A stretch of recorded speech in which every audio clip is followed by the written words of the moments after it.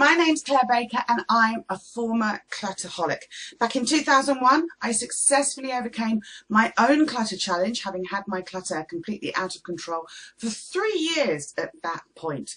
I worked out what naturally clutter-free and organised people were doing that I wasn't doing, applied that knowledge and those skills to my own clutter and successfully cleared both the backlog and, touch wood, I've managed to stay completely clutter-free ever since.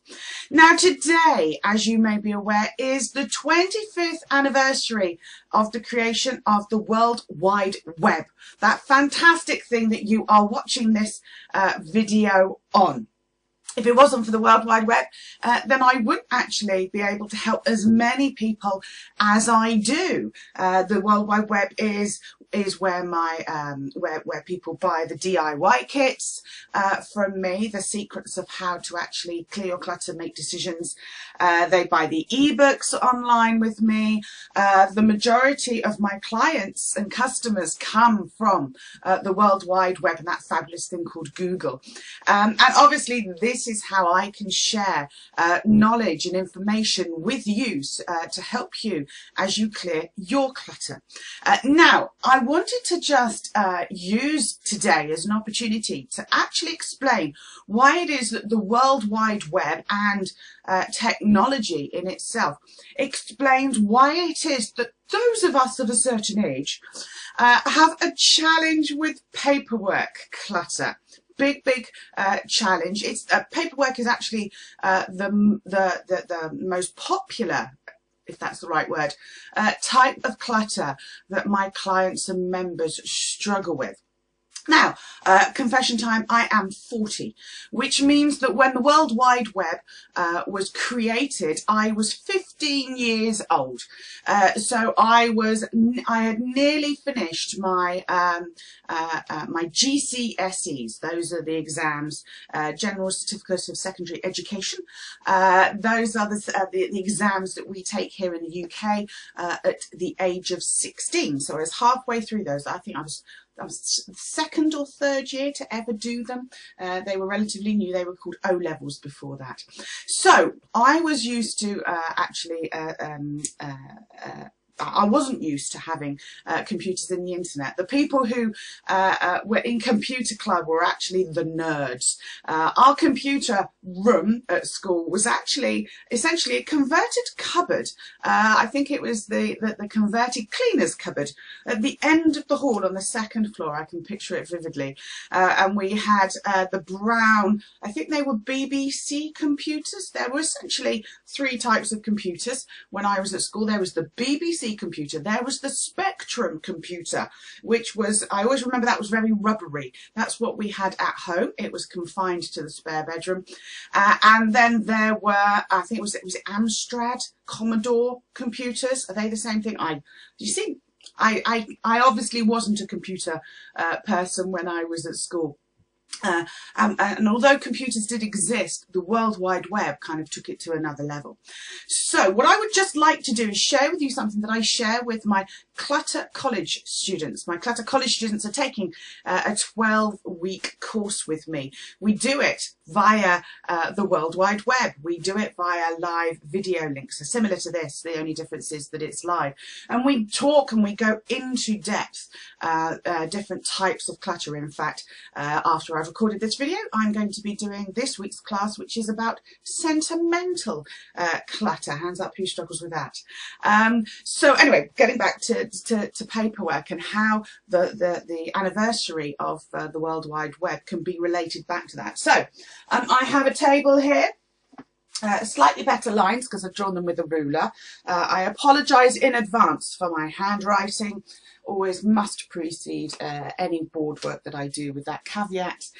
Now then, I'm going to just briefly go through 4 different types of factors, as it were, and then I'm going to separate it out for those of us who are experienced in life, who are over the age 35. Is that you? So anybody over the age of 35 would have been 10 years old when the World Wide Web was created. Obviously there were computers before then, but in terms of the World Wide Web, people over the age of 35 would have been 10 years old. So they wouldn't quite have gone into secondary school, probably. Certainly here in the UK, you're going to secondary school at the age of about 11. So that would have been primary school as opposed to secondary. And then if we've got over 35 years old, we've also got under.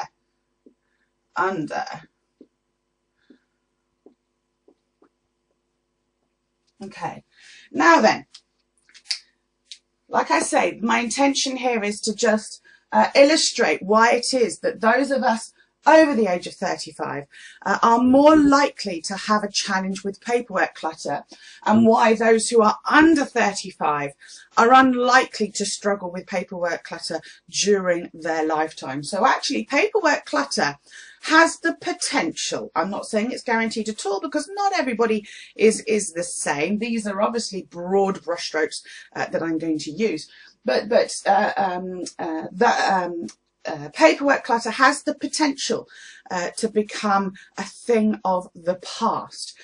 Give it another, I don't know how much. I'm 40, so let's say I lasted until I was 80, 85, which would be doing pretty well. So let's say the next 50 years, it has the potential that paperwork clutter is no longer as much of a challenge. So let's take different criteria. So let's first think about school. Now, for those of us who are over the age of 35 or 40, when we were at school, what did we use? What was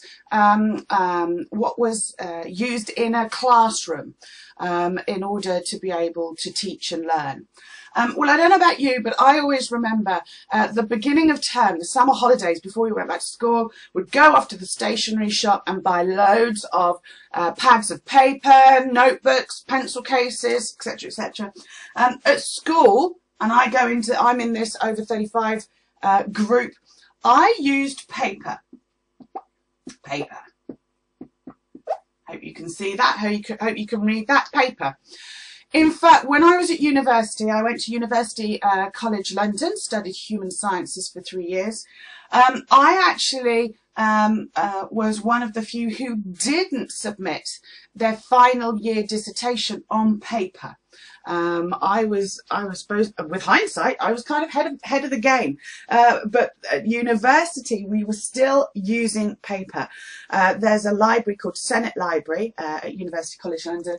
Many an hour spent in there, photocopying things, having paper copies. So paper was very much used when I was at school and university, and I think that applies to the majority, if not all, of people who are over the age of 35. But what about those who are under the age of 35? What do they use at school and for information or for study notes?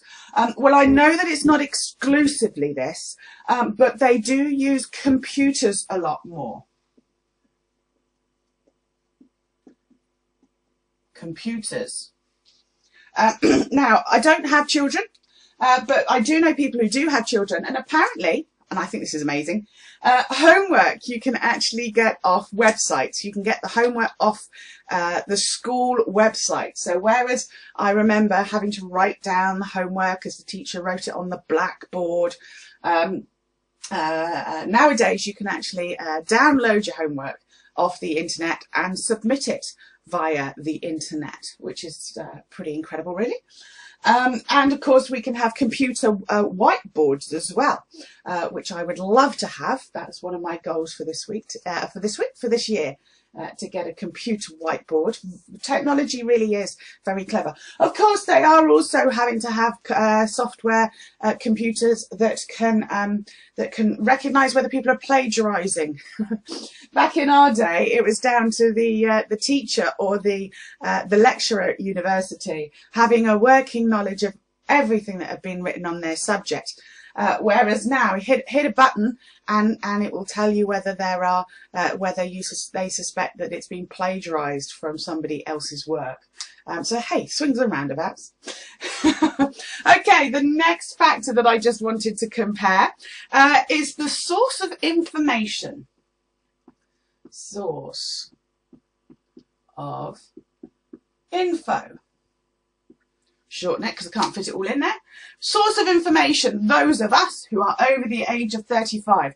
When we were at school, and probably still now, where do we get our sources of information, or what are we comfortable with in terms of getting our sources of information? Well, probably libraries, which are struggling having to adapt, libraries, aren't they? They offer more options. Books. I remember having a set of encyclopedias when I was growing up. They lived in the bookcase in the dining room. And I always struggled because I wasn't very good at spelling. You had to know how to spell the thing you were trying to look up in your Encyclopedia Britannica, because it was all alphabetical. But I did spend many hours browsing through those encyclopedias. Fascinating. But it was a set, I think it was 26 for some reason, I'm thinking. 26 encyclopedias, and that was where a lot of knowledge, it was like having your own little library at home. We also got information and get from leaflets. Where else do we get it from? Magazines. Mags. Catalogues. Lots of different places that we get sources of information. And this may well form part of your paperwork clutter. What about those who are under the age of 35? Where do they go? Internet. Internet. The internet is a library in itself. It was actually started as a source of information. You can get books via the internet and look at them on your computers. Leaflets, yes, we can still get that information elsewhere. If we think about takeaway shops, they will almost certainly have their menu online on the internet, as well as that leaflet that you have kicking around in your kitchen or wherever. Magazines, they're available on the internet as well, and the information within them. And catalogues. If we think about it, Amazon is just one huge internet catalogue. Can you imagine if they had to print Amazon as a catalogue? That would probably come in 24 volumes, if not more. So again, those of us, or those, not those of us, I'm not in that group, those under the age of 35 are growing up with this as a source of information, whereas those of us over 35, we grew up with having the paper copies. That, if you like, is our security comfort zone for where to get information. Okay, what about banking and finance? Banking, finance. If you're the same age as me, then hands up who remembers paying in books, paying in slips, bank statements. Where do we get our banking and finance information? Bank statements. Statements. We're used to paying bills by cheque. And we're used to going to the bank and paying in. So go to... Quite paper heavy and time dependent. Sending a cheque, you've got to write it, you've got to send it.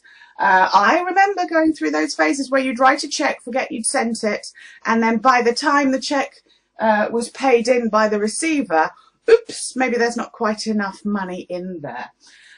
So again, a lot very time and paper dependent. Whereas those who are under the age of 35, how do they do their banking? Online. online. When I had my clutter challenge, and when I finally overcame it back in 2001, the security online for banking online wasn't quite there. It was nearly there. So in the 13 years since I cleared my clutter, it's come leaps and bounds with the online banking. In fact, here in the UK, we can go paperless, as they call it, for bank statements and utility bills. This applies to utility bills as well. You really had to be on top of your finances back then, because you would have to pay by cheque. So when the bill arrived, you had to be efficient at paying it promptly, because you had to allow for the delay for the cheque being sent in the post, arriving and being banked and cleared in time for that deadline for the bill. Nowadays, actually, you could pay a bill the day before because you could do it online. So we can leave deadlines closer, can't we, these days? And then finally, the final kind of category that I thought of in terms of the stark comparison are friendships. Friendships and relationships.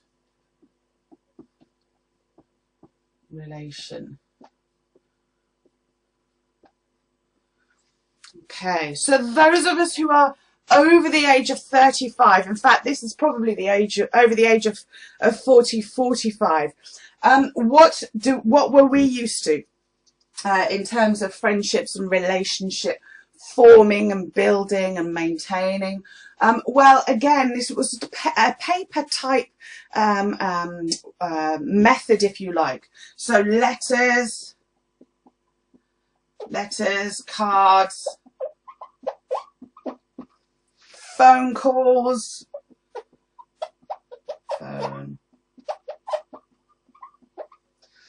things that were tangible, things that interestingly become sentimental because they were letters, they were cards that we received in the post. We took the time to go out and choose a card and pop it in the post. And of course we still do that today, and under 35-year-olds do that today. But again, I'm talking about the broad strokes dominant preference for the different age groups. But what about the under 35s? What is their, if you like, dominant preferred comfort zone way of having friendships and relationships? A lot of it is social media.